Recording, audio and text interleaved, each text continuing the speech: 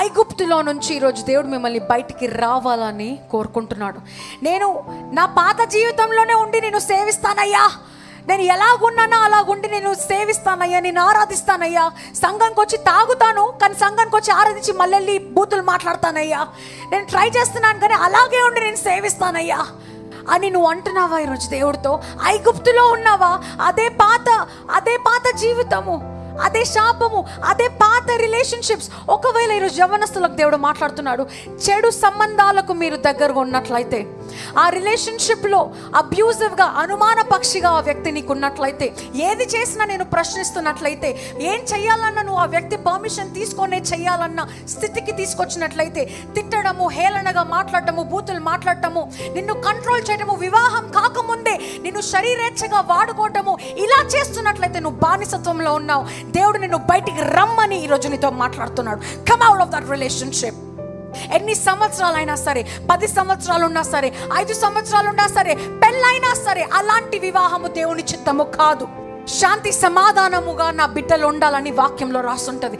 శాంతి సమాధానం లేని వివాహమైనా, శాంతి సమాధానము లేని ఎలాంటి సంబంధమైన ఈ క్షణమే బానిసత్వం నుంచి బయటికి వచ్చి నన్ను ఘనపరిచి సేవించమని దేవుడు మాట్లాడుతున్నాడు. నిన్ను కించపరిచిన నీ రెప్యుటేషన్, నీ జీవిత సాక్ష్యము పైన దెబ్బ కొట్టిన, నీ డబ్బుల పైన దెబ్బ కొట్టిన వారిని దూరం పెట్టండి. క్షమించండి కానీ దూరం పెట్టండి. వారిని తిరిగి మళ్ళీ నీ జీవితంలో ఆహ్వానించొద్దు. Come out. బానిసత్వంలో నుంచి బయటికి రండి. దేవుడు పర్మనెంట్గా బానిసత్వంలో నుంచి బయటికి తీసుకొచ్చాడు. దేవుని మాటని వినని ప్రజల్ని కూడా తిరిగి మళ్ళీ బానిసత్వంలోకి పంపించలా. అరణ్యంలో అయినా చంపేశాడు కానీ దేవుడు మళ్ళీ ఆ బానిసత్వంలోకి పంపించలా.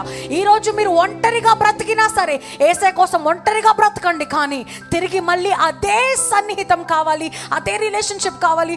అయ్యో సిస్టర్, శరీరంగా నేను కలిసిపోయాను సిస్టర్, ఇప్పుడు నేను బయటికి రాలేను, నా కుటుంబానికి తెలిసిపోయింది, సొసైటీలో అందరికీ తెలిసిపోయింది.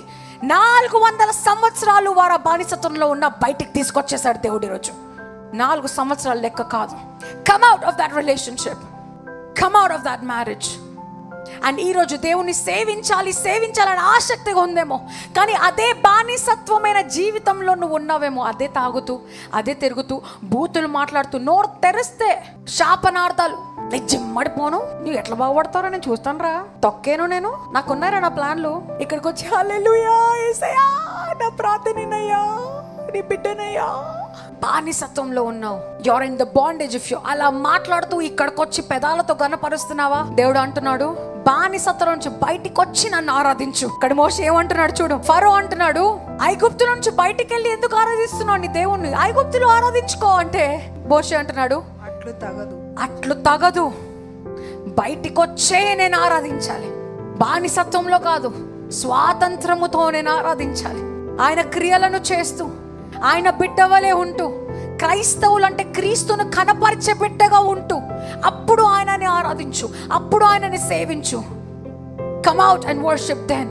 నువ్వు కనపరుచుకోవడానికి కాదు, నువ్వు గొప్పగా ఉండడానికి కాదు, ఎవరో నిన్ను చూస్తున్నారని ఆరాధించడము కాదు, యథార్థంగా ఆయనని ఆరాధించాలి. అదే బానిసత్వంలో మీరు గనక దేవుణ్ణి ఆరాధించాలనుకుంటే రాళ్ళతో కొట్టి చంపుతారంట.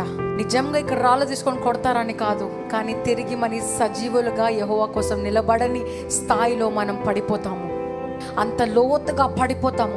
ఐగుప్తిలోనే ఉండి నువ్వు అక్కడే ఆరాధించాలి, అదే రిలేషన్షిప్లో ఉండాలి, అదే భర్త కోసం ప్రార్థించాలి, అదే రిలేషన్షిప్లో ఉంటూ ఈయననే పెళ్లి చేసుకోవాలని ప్రార్థిస్తున్నావా? చచ్చిపోతావు, జాగ్రత్త. చంపేస్తారంటావా నిన్ను, పడిపోతావంట, నశించిపోతావంట. బయటికి వచ్చి స్వాతంత్రముగా ఆయనను ఆరాధించు. Bible says here, die to live. నీకు నువ్వు చనిపోతేనే నువ్వు జీవించగలుగుతావు. నీకు నువ్వు చనిపోవటం అంటే నీ ఆశలకు చనిపోవటం. ఇలా ఉండాలి, అలా ఉండాలి, ఇలా చేయాలి, అలా చేయాలి కాదు.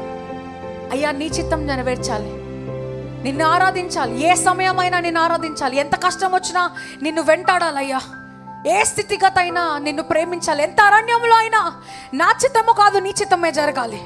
నీ సిలువని పట్టుకున్నప్పుడే నీ కిరీటాన్ని నువ్వు ముట్టుకోగలుగుతావు. నీ సిలువను మోసినప్పుడే నీ కిరీటాన్ని ముట్టుకోగలుగుతావు. చాలా మంది కిరీటం కావాలి, సిలువొద్దు. నీ కాడి నువ్వు మోయడం ఇష్టపడదు. నీ కోసం ప్రార్థించుకోవడం కూడా చేత కాదు. స్టేటస్లు కావాలి, ఐడెంటిటీ కావాలి, నాకు ఇది కావాలి, అది కావాలి, నాకు ఈ పొజిషన్ కావాలి, ఈ పొజిషన్ ఇస్తే నేను వస్తాను సంఘానికి, ఈ పొజిషన్ ఇవ్వకపోతే నేను రాను. కిరీటాలు కావాలి. సిలువ ఉన్నప్పుడే, సిలువ మోసినప్పుడే, ఆ కాడి నీకు తెలిసినప్పుడే, ఆ భారము విలువ నీకు అర్థమైనప్పుడే కిరీటాన్ని ముట్టుకునే అవకాశం నీకు ఇస్తాడు. సిలువ లేనిదే కిరీటము దొరకదు. ఈరోజు కిరీటం అడుగుతున్నావా? సిలువ మోయటానికి సిద్ధంగా ఉండు.